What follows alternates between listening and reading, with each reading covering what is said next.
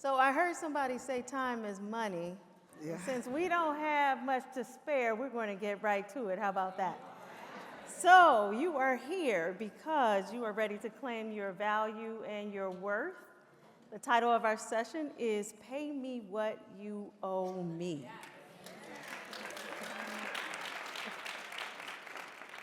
Okay, so let's start with real talk. Pay equity is sadly still an issue. Black women in particular are generally paid less than what we are worth, particularly when compared to our counterparts. That includes our male counterparts of all race ethnicities, as well as non-Black women counterparts. As a matter of fact, Black women's annual payday is July 27th, 2025. Why? Because it would take us until July 27th to earn the amount of money commensurate to our work if we were getting paid as if we were a white man on January 1st. That's how many more days we're working to recoup the downside of discrimination as it impacts our pay. Black women are paid on average 69 cents to the dollar, and that includes workers of all wage levels. Part-time employees and seasonal workers, of course, making even less.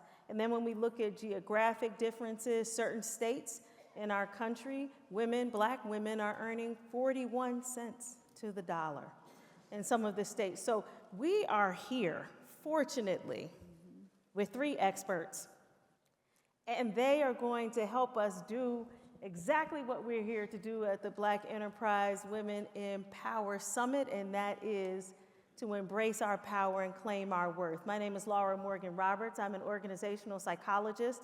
I'm a professor at business schools. I teach at the University of Virginia, Darden School of Business currently. I see you, wow.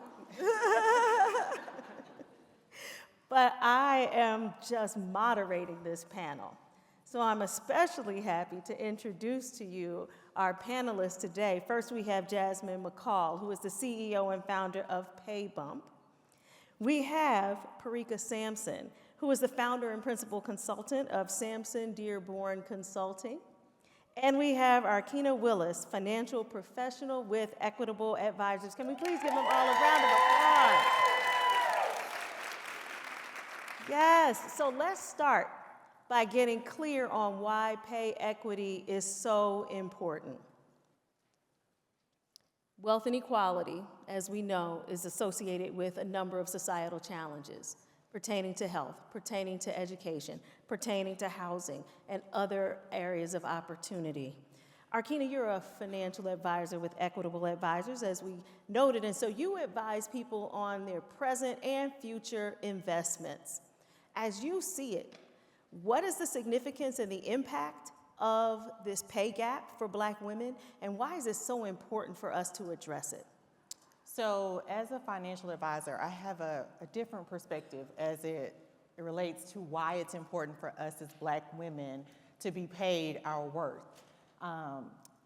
It's crucial to our financial stability. It's crucial to closing this financial wealth gap.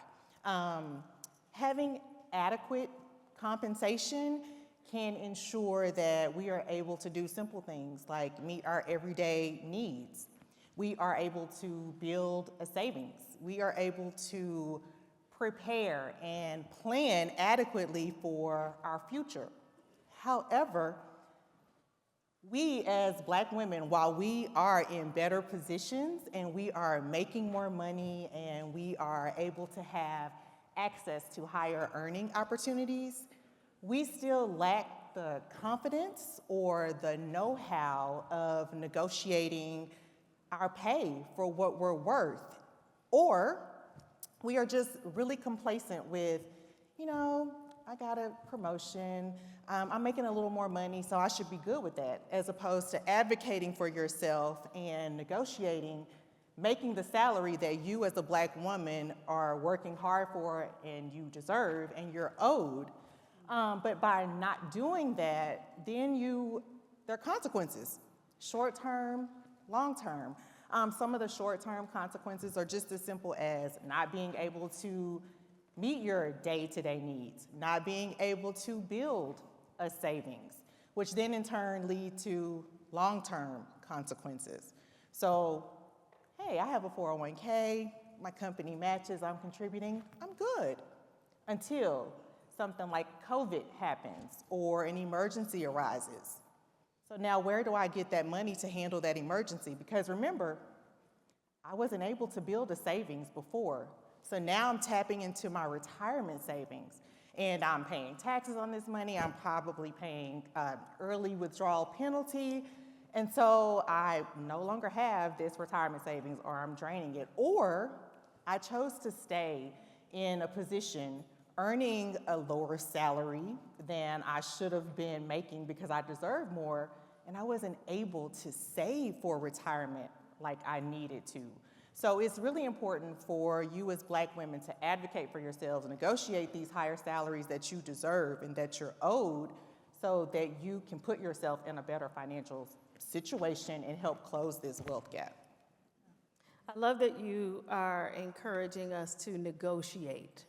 We're going to spend some time talking about just that today. Now, to put it in context, we recognize that the pay gap challenges, pay inequity extend through generations, in fact, across centuries for Black women in the Americas. For centuries, we were the hardest working and the least rewarded. We worked in the most harsh and brutal circumstances as enslaved laborers for no pay at all. And post-emancipation, we were making very little wages in still servant positions and as caregivers. And much of the wealth that we accrued with our families post-emancipation was then taken away by unjust economic practices with financial lenders. So a lot of us don't have the understanding, we don't have the trust. And then there's just the day-to-day bias and discrimination that enters in so many different ways and maybe makes us question, but certainly will make the market question how much we are worth. So when we want to negotiate, right, we have all these different opportunities today to change this situation. We can negotiate when we're getting a new job. We can negotiate when we're being offered a promotion or a new set of responsibilities, right? We can negotiate if we do our own analysis and we start to recognize that maybe we aren't being compensated fairly in our current position. So the negotiation is never over, even once you sign on. But let's talk about how we can do this most effectively and really be smart and savvy in claiming our worth. And so, Perika, I want to turn to you because I know that as a as a founder and principal consultant with Sampson Dearborn Consulting, I know you've been spending a lot of time here coaching, so we thank you for that. You have decades of experience helping leaders claim their worth, including leaders like the ones in this room. How do you know what you're worth? Sure. So thank you for the question. So I'd like to start with something. I'm a big fan of The Art of War, right? And there's a quote that I've usurped, and it's, if you know the opponent and you know yourself, you need not fear 100 battles. So going into a negotiation, you need to know your value, but you also need to know who you're negotiating with, right? So they're not the enemy, they're the opponent. Okay, so there's that's first. So there are a lot of things that have happened in our favor over the last couple of years. Pay transparency is one of those. So depending on the state that you live in, it is a requirement that jobs be posted with the pay range. That wasn't always the way. So that's one way to start. So leverage the Pay Transparency Act. And if you live in a state where there isn't pay transparency, what I suggest you do is look at Colorado or California or wherever there may be pay transparency, and then add or subtract based on the cost of living difference. And that will help you to gauge what your role is worth on the market. The other part is, generally speaking, as Laura mentioned, we negotiate when we get a new job, when we transfer within the company, and sometime if there's scope creep or what have you in your current role. The first case, when you're working with a recruiter, generally internal or external recruiter, they have the data. Leverage them, right? So they will pose a question, what are you looking for? And your question should always be, what is the range, right? So you never give that up. And in the old days, because she said I had decades, in the old days, they would say, well, what do you make? Well, you don't have to tell that anymore, right? So what is the range? So leverage your executive recruiters or internal or external recruiters, get that information from them. And then if they don't have it, each and every one of us should have a recruiter who's a friend. They may not be involved in the negotiation at all, but leverage them. Say, hey, I just received this offer. What are you thinking? What are your thoughts?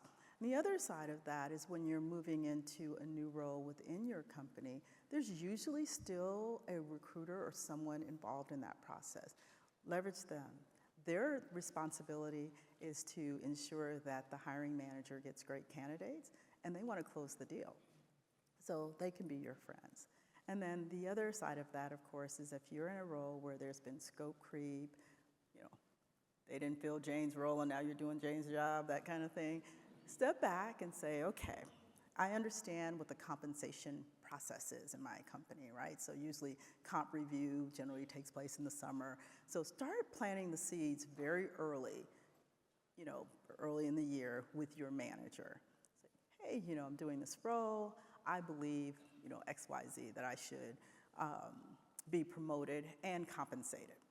And when I say know your opponent, know if your manager is your advocate, if they have the juice to make it happen, and if they don't, start to socialize your desire with others who might be able to vote on your behalf. So I'll pass back to you, Laura. Oh, yeah. We love that. A lot of energy in that and the importance of preparation. We're going to hear some more now from Jasmine. Now, Jasmine, you're now a CEO and founder of Paybump. You took a career leap, as we read about in one of the promotions for this session today. You advise people to use what you call the 5 cardinal rules of negotiation. Can you explain those to us and help us understand how we might use them effectively? Absolutely. So 12 months after I left corporate back in 2022, 12 months after that, I made my first $1 million. And I sit here as someone that has been on, thank you.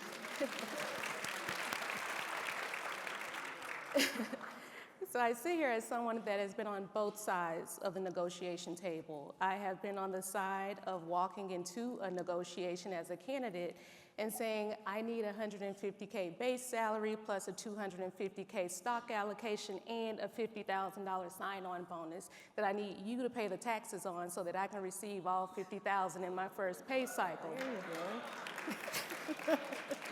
So I am considered to be very much an aggressive negotiator. Okay. And I learned that by way of learning that I was being underpaid, and that was the motivation of becoming a more aggressive negotiator. And so as someone that sat on both sides of the table, I'm here to tell you that your value and your contributions are not limited. They don't change because of what's happening in the economy.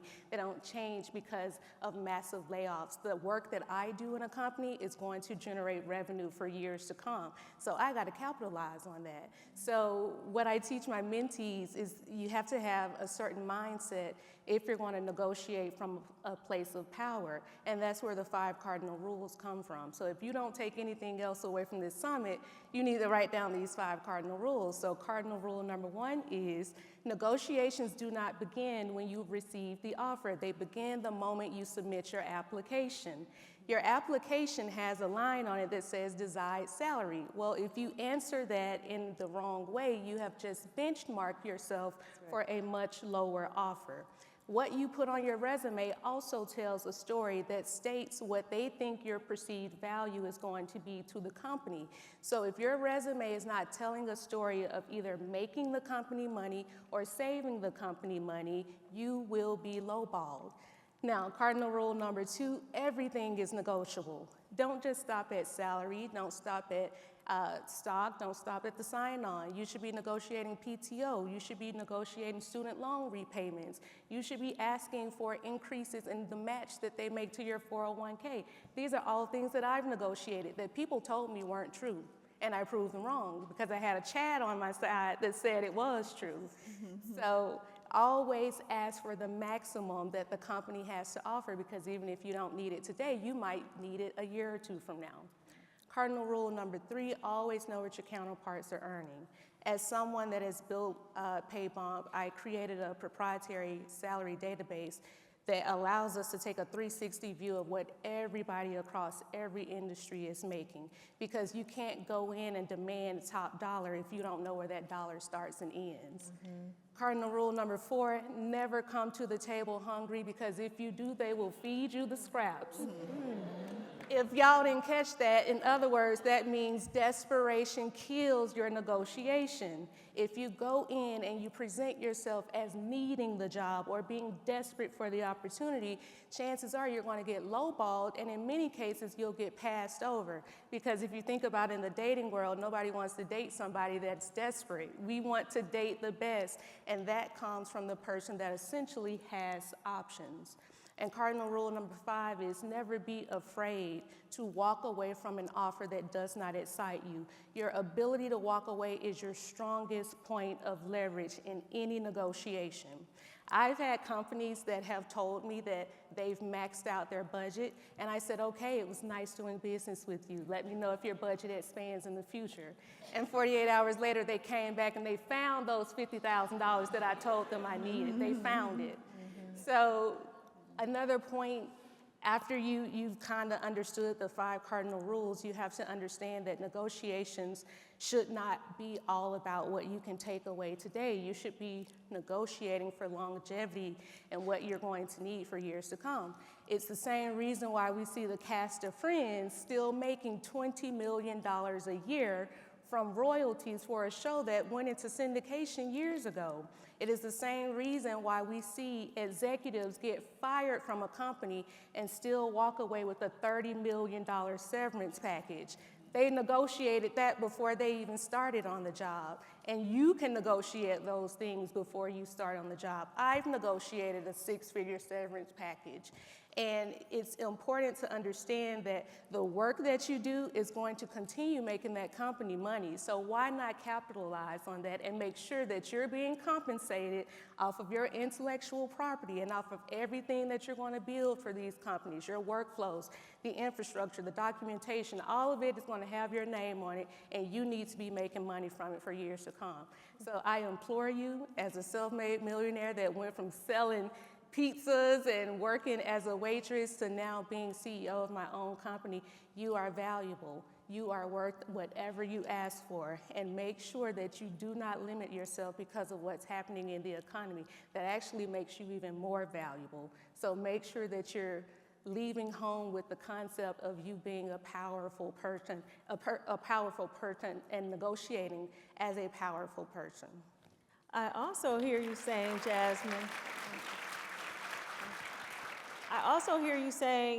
in many ways, bet on your future self, negotiate on your future self. And so in that, I'm thinking about an example many of you might be familiar with, but it was when Dolores Jordan was at the table negotiating with Nike for Michael Jordan's deal. And she successfully, without having this conversation, but she just knew she had the savvy and the vision and the belief in future potential to say, my child is going to do XYZ in the future, and so I would like royalties today based on the value that that brand is going to create in the future. So appreciate that as well in the comments around preparation. Again, we see that coming again. You can't have your walk away point. You can't know what that is if you haven't done the work in advance to prepare. What am I bringing to the table, and what are my other options? What happens if this goes south? So building on preparation, want to come back to Arrkeenah on this idea of expanding the pie. What are some other things that we might be able to add to our package? Because sometimes we get stuck if we're fixated on that salary today and we don't realize that compensation is a full package. So what else should we be thinking about? Right, so Jasmine touched on a bit of this, but ladies, we have to learn to think outside of the box, shift our mindset. So the company has reached their salary cap. They can't pay you anymore as it relates to your salary. But don't be afraid to ask for some other things that you may not realize actually benefit you. Simple things like health and wellness benefits. Maybe you can get the company to compensate a larger portion of that so you aren't paying as much. Then you're able to take that money that you would have been paying for health and wellness benefits, and you are able to now reposition and repurpose those funds for saving and investing. Simple things like additional PTO, as Jasmine talked about, or just a flexible work schedule. Ask, you may have the option. Maybe I can work at the office a few days, maybe I can work from home a few days. Those days at home, you are not driving. That's gas money that you can save over the course of that month that you can now reposition and save for savings, investment opportunities. There are companies that offer mileage stipends. So you take that lump sum of money and you reposition and you repurpose it for saving and investing. Companies may offer equity and stock options. It may not always be cash, but take advantage of opportunities like that so that eventually you can exercise those options at the right time, and that becomes a midterm, a long-term benefit that you can now repurpose and reposition for investing and saving. Bonuses are huge, whether it's a sign-on bonus, a performance bonus, an annual bonus, those are big. So ladies, I've kind of heard this term a lot since I've been here, sister friend. I have sister friends here today. So sister friends, can I be real for a second? So us, as Black women, we work really hard. And when we acquire those bonuses and stipends and those large lump sums, we are excited because we worked hard for it. We deserve it, and we want to celebrate. So what do we do when we get those lump sums? Honey, we call our sister friend and we are going shopping. I want that purse, I want those shoes. We are going on a girls' trip. Yeah. And that's all fine and dandy. But what we have got to do is reposition our mindset and reprioritize. It's nothing wrong with rewarding yourself, but let's first take that lump sum and let's talk to somebody. There are sister friends here that look just like me in a financial advising position that are more than happy to tell you what your options are as it relates to what you can do with that lump sum that's going to benefit you down the line. While I can't give that advice here on stage, I am more than happy to share with you because there are a ton of options that benefit you that you can take those bonuses and reprioritize and make them work for you. So many times as Black women, we are just happy to have those opportunities and we take that money, we just want to hold on to it. So we're just going to put it in the bank. But there are other things that we can do with that. So don't be afraid to reach out to someone that can help you make those decisions as to how I make the most of these lump sum opportunities that I'm given in addition to my increased salary so that you are benefiting yourself. And after you've reprioritized and you've poured into your short-term, midterm, long-term goals, then what's left, it's okay to go buy that purse or buy those shoes or take that girls trip. Right. But you would feel a lot better about doing it because you have set your financial future up first. Right. So we love the vision, right? We're excited about the vision. We're getting hyped up, we're getting inspired. Now, I want to ask a quick question. Raise your hand if you like negotiating. Okay, raise your hand if you can't stand negotiating. It makes you so uncomfortable, it's hard to do. So we're about half and half in the room. Let's talk about this for a little bit. Perika, how can we get more comfortable with negotiating? This is something that's really difficult for a lot of us. Yeah. So practice, first of all. So as I started, know your worth, know your value. And then actually set it up just as you would present a new product at work or a new whatever, right? So your value is X, your offer is Y, here's the gap. And be very clear about what it is you bring to the table, what the future value of that contribution will be. Someone told me once, a gentleman, when that offer looks really good, and you're like, I'm gonna accept that offer, he's like, ask for something else. Because they do not expect women to negotiate. And that was one thing that was really, because I was like, this is a really good offer. It's everything I was looking for. He's like, ask for something else. I had to think about what I wanted to ask for. And so when we talked about bonuses, right? When you sign on, especially with a new company, when you sign on with that new company, you're leaving something on the table at the old company, right? And so it's okay to say, hey, I'm halfway through the year. I'd like to be compensated for the bonus that I'm leaving on the table. And guess what? They already have that money because they set aside money for the bonus for this job. And so getting that, taking the mindset that it's not that you're asking for a favor, you earned it. And so ask for what you want, know your value, prepare, practice, and know your opponent, right? Know who you're negotiating with. As I said, if it's a current manager, they like you, they're gonna advocate for you, great. But sometimes people are overwhelmed, right?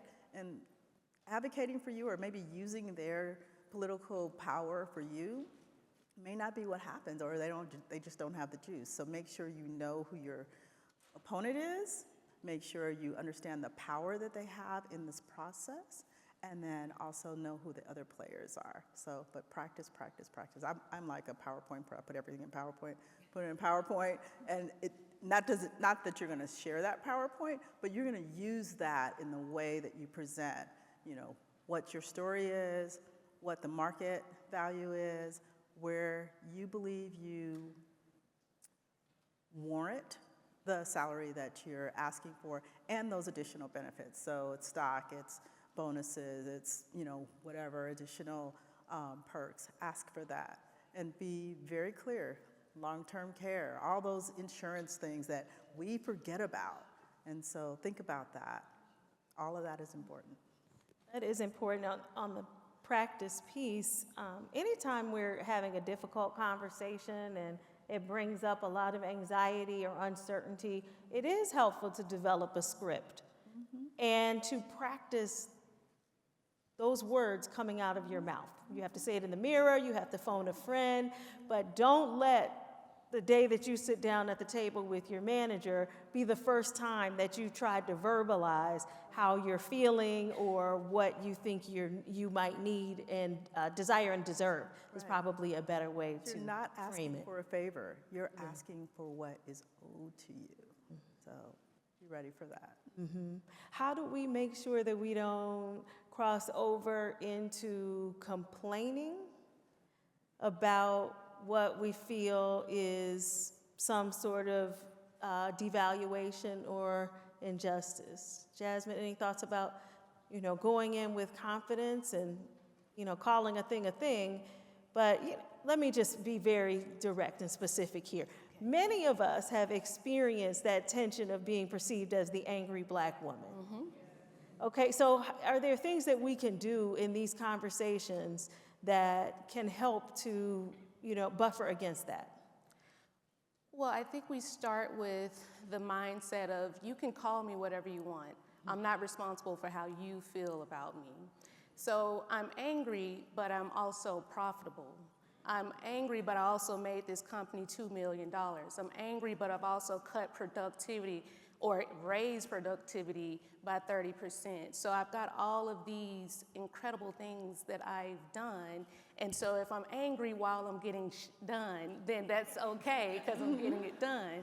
So I've never had an issue with being known as being the bossy Black woman or angry Black woman because, truth be told, our white counterparts are like that too. They just call it passion.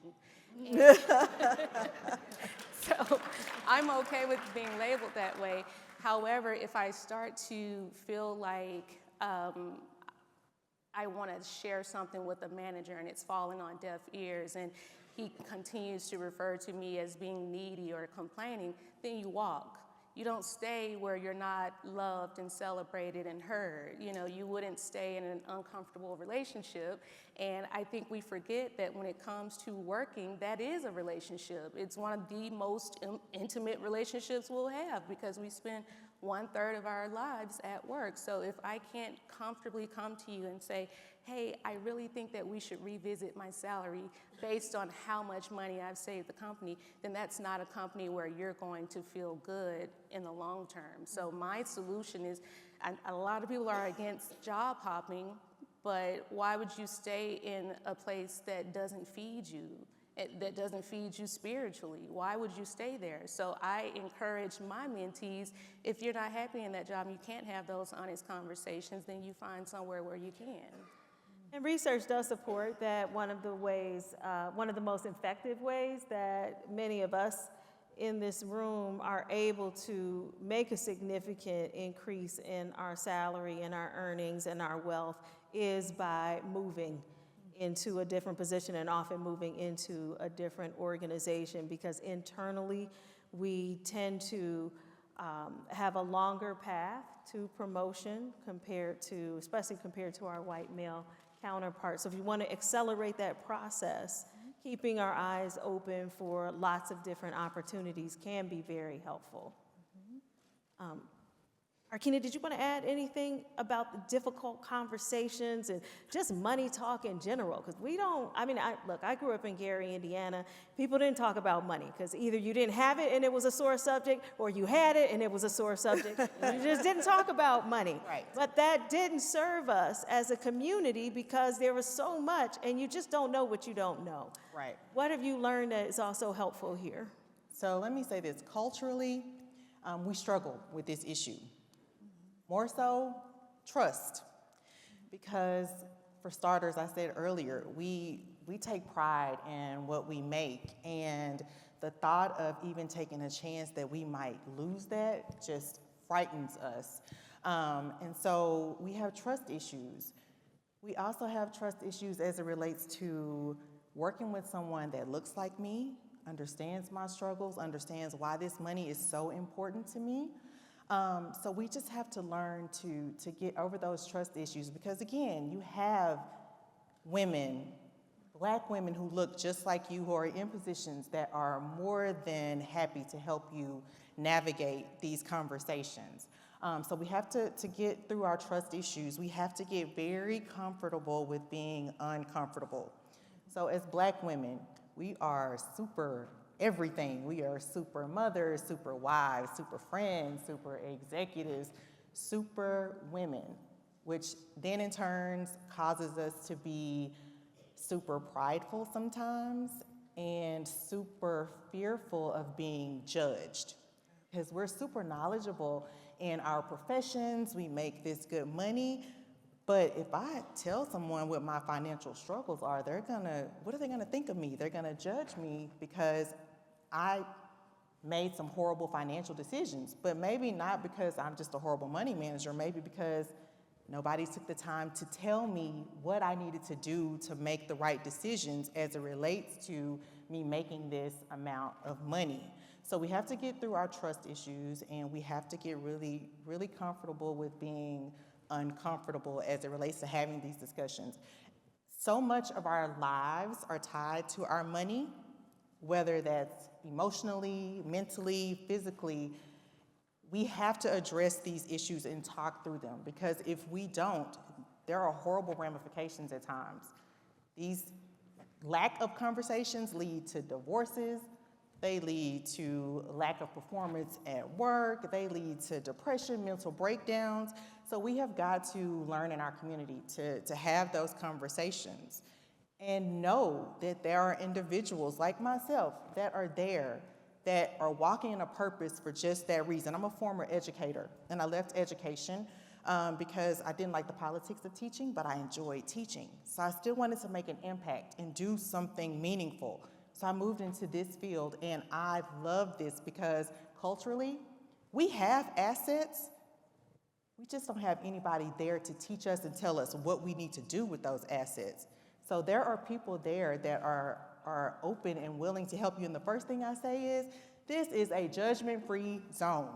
So please be transparent. Please be open. We can talk about those things, but we just have to get over our trust issues and get comfortable with being uncomfortable. Thank you. Any thoughts for those who, as business owners, work in consulting roles? Imagine that there are many people here who also have that, and so when you're thinking, pay me what you owe me, you may be thinking as a business owner, how can I ensure that people value my worth? So, Perika, could you speak to that for a minute? And we are also now going to move to audience Q&A. So while Perika is sharing advice here about paying me what you owe me as a business owner, start thinking about what your question will be, and we do have the mics positioned here in the room for you. Yeah, no, I think, so there are a couple things you said. You said you were a teacher. My mother was a teacher.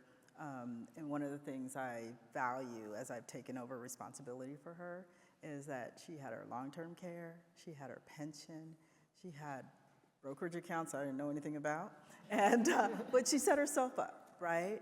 And you know, her mother before her, when she passed away, we found statements for a broker in Atlanta. She'd never been in Atlanta in her life, but she was saving money and working with a brokerage firm and doing all the things she needed to do. Part of that is we have to talk to each other about money. We have to. I don't want to talk to you about, you know, a new purse or a new bag. Let's talk about money. Do more of that. If we're going to close the black wealth gap, it's going to be with black women, and we have to talk to each other. So that is first and foremost. So as far as, you know, as a consultant or what have you, I've been in this new role as a consultant for a couple of years, but before that, I was in corporate. So I hired vendors, right? I know what the value of these services are. And so make sure you ask for that. And in this time right now, in this anti-DEI and all of that, people will try to undercut you. Mm-hmm. And I'm like, you know what? I'm not getting on a plane, train, or an automobile for that. I'm sorry. I can't. Because I already know what you paid somebody else to come in and do something similar. Absolutely. Yeah, so due diligence is so important in all dimensions of this. Okay, it's time for Q&A. Now with Q&A, we know that you want to tell us your story. We know that you have context and you want to give us the scenario and the dilemma, but we can't quite get all the questions in and get the full backstory as well. So if you could offer up the question, we'll do our best to answer as many questions as we can here, and hopefully that'll help as you go forward. So let's start here on my right. Thank you so much. Good morning. I'm Tamara Campbell from Fidelity Investments. The urgency of this question cannot be overstated. I'm looking at my phone, and yesterday The Economist ran a headline, "The pay gap between men and women won't go away." I would like to ask the panel to address that and strategies for women with that prognosis. You said that it won't go away? Is that what you said? Yeah. Okay. So the question is around just addressing the idea that the pay gap will not go away for black women. Between men and women, which obviously impacts black women. Mm-hmm. Yeah, so I think there may be some truth to that. And that doesn't feel like a good thing for me to say, but I think the reason why there may be truth to that is because there are still a bunch of people that will just absolutely not negotiate, that will just absolutely not talk about money, that will just absolutely know that they're being underpaid and just be okay with that because they feel blessed to even have the opportunity. So I think until we all get on the same sort of mindset that we should be getting paid what we're worth, that gap is going to exist. It will continue, and it might even widen at some point. But I think the best way for us to close it is to have very transparent conversations about what we're worth, what we're owed. And it's great to start in a room like this with a bunch of beautiful black women that are willing to share their salaries, that are willing to talk about it. But I think we also have to go outside of our comforting community, and we might have to talk to the highest paid demographic, which happens to be white men. We got to have those conversations and say, hey, Chad, this is how much I get earned. This is how much I earn. How much would you take for this job, Chad? How much are they paying you? And if you don't want to have those conversations internally, then get on LinkedIn, meet some people, have some virtual coffees, develop a relationship so that you have somebody that you can go to when you go up for negotiation or when you go up for a promotion. I guarantee you there are a lot of white people in this world that love to talk about how much they make. They don't mind sharing with you how much they make. Contrary to what you're seeing in the news and with DEI, there are a lot of people that still support us. There are a lot of people that want to see us win. I've had a lot of white people help me out, and I've had a lot of people share with me what they thought I should be making and what they thought that I should be asking for. So make sure you're having those conversations if the intent is to close that gap. Yeah, that's great. Thank you. Thank you. I'd like to we can just do add two. one thing, Laura. This one, okay, one more. Laura. Right, I think we have to go to one more question right now. This will be quick. Hi, I'm Rhonda Khan. Thank you so much, Dr. Roberts, for bringing up the consultants and the business owners, because I am in that space. Hello, hello. And we do have to think, am I going to get on a plane, a train for this money? Thank you, Perika, for saying that.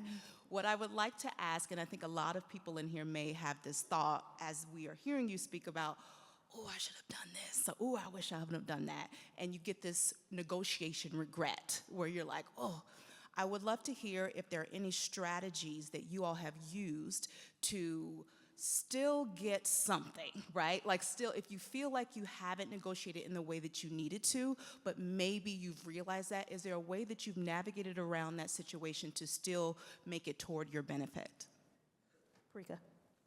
Sure. So, having been in the scene, Rhonda, you know this, and worked with, outside vendors, sometimes that first negotiation, no one's really clear about what you're going to, how this is going to play out, right? And so that first go around, you say, hey, I'm willing to do this for $20,000 because I think X, Y, Z. And then that next time around, the next opportunity, you've delivered at a high level, they appreciate what you've done. You say, that was a great entry point for us. And then you just go from there, right? This is a great start for us. Here's what I typically require. You've already done the work. They know who you are. Renegotiate. Thank you. Thank you. Do we have time for another question? Okay, yes.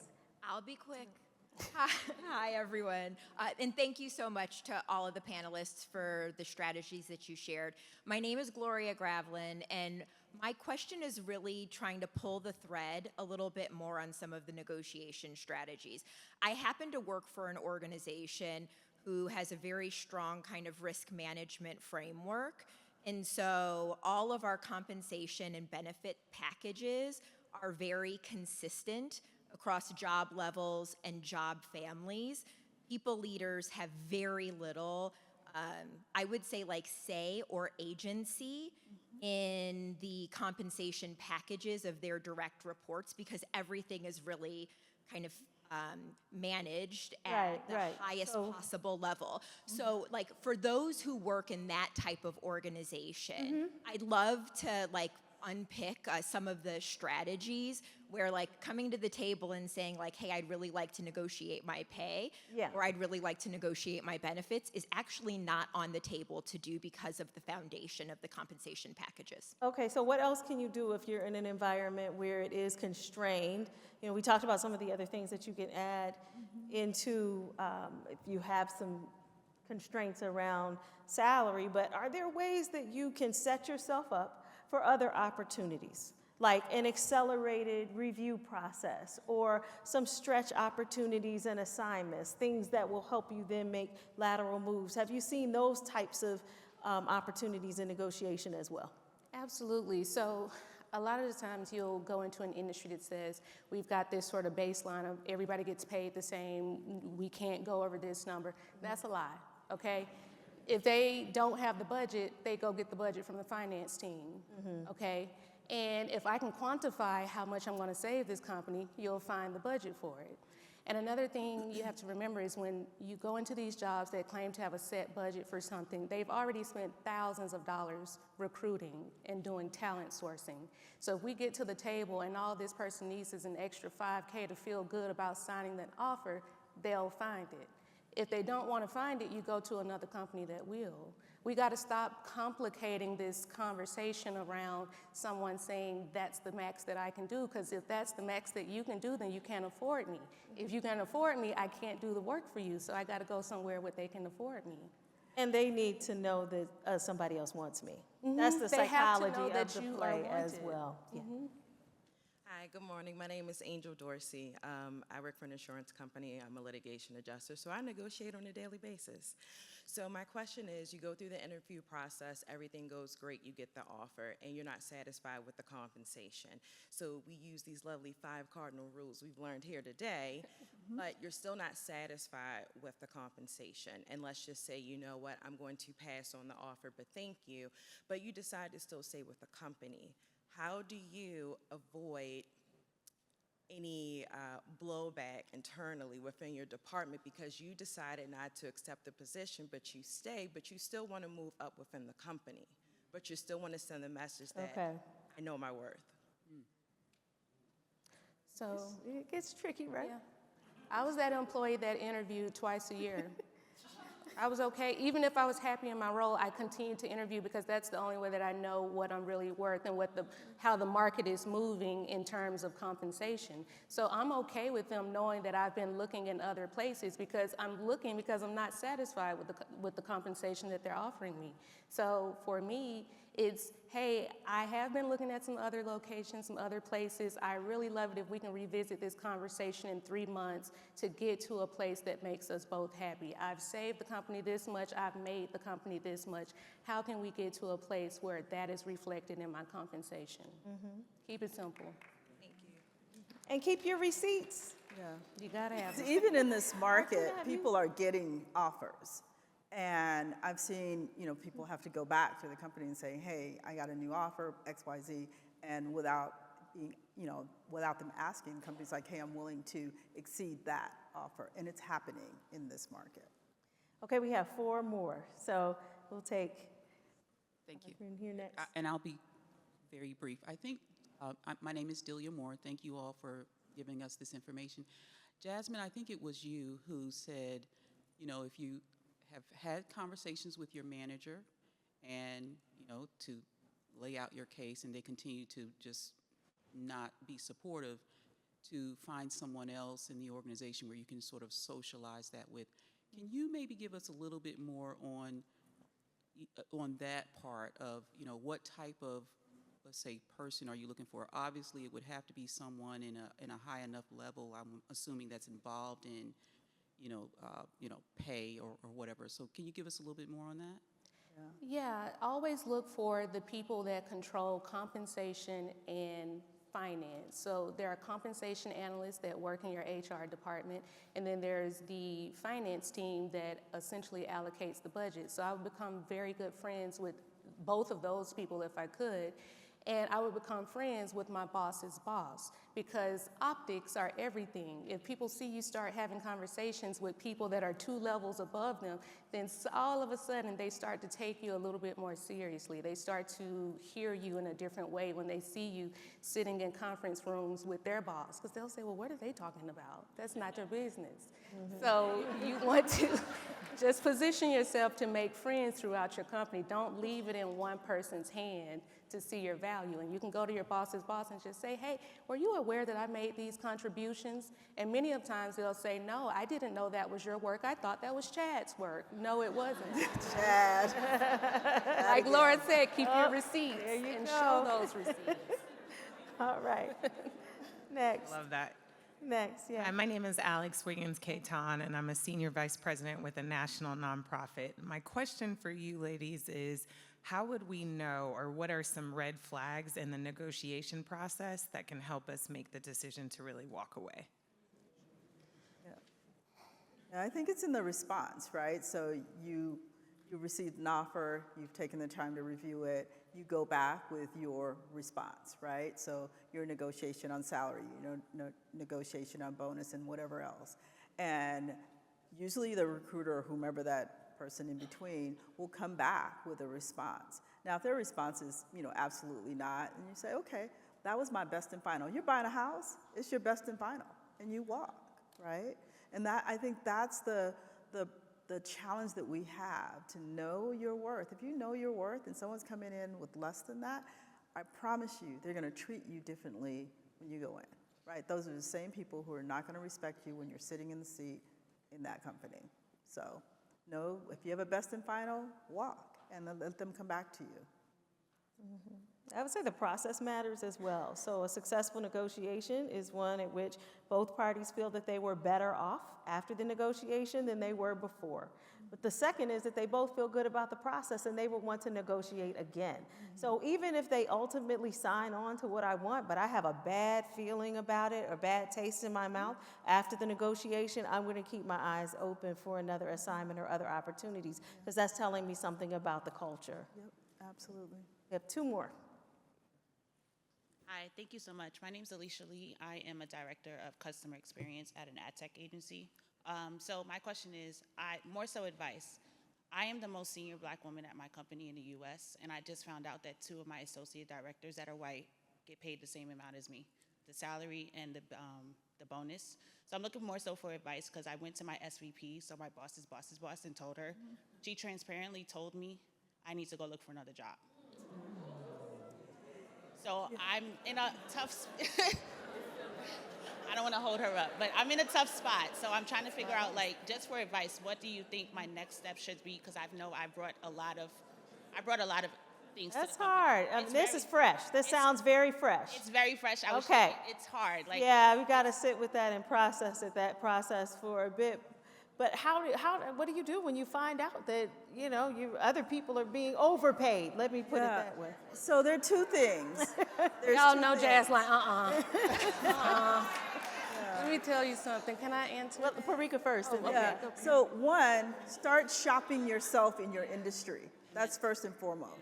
Shop yourself in your industry because there are your competitors will value and they will make you the offer that you need. Now, you could always take that offer back and maybe your company comes up. The other thing I was going to say, someone started earlier, larger companies do what's called a disparate action review of salaries. And your situation is very clear. Like, they could be legally held accountable for doing what they do. So just know that. But I would shop yourself. And that's the bottom line. I mean, I really don't think, if your senior VP is saying, well, that's it, and you should go look for another job, maybe you should, but you should also know your rights and the opportunities that are afforded you to have them make amends. thank you. I know Jasmine. Jasmine, you wanted to build? Yeah, I would, if you've not gotten that officially in writing, try to get it in writing some kind I'm not of going way. to give it to you in writing. I've gotten it in writing before. I have. What am I getting in writing exactly? What am I getting in writing exactly? They're being paid. You can write an email to HR saying, hey, is it possible that we could revisit the conversation about me being paid differently than my peers, or about me being paid differently than people that are lower level than me? And even if they don't respond, you CC yourself so that you have records of that, because you're probably going to leave the company and you need to negotiate that severance.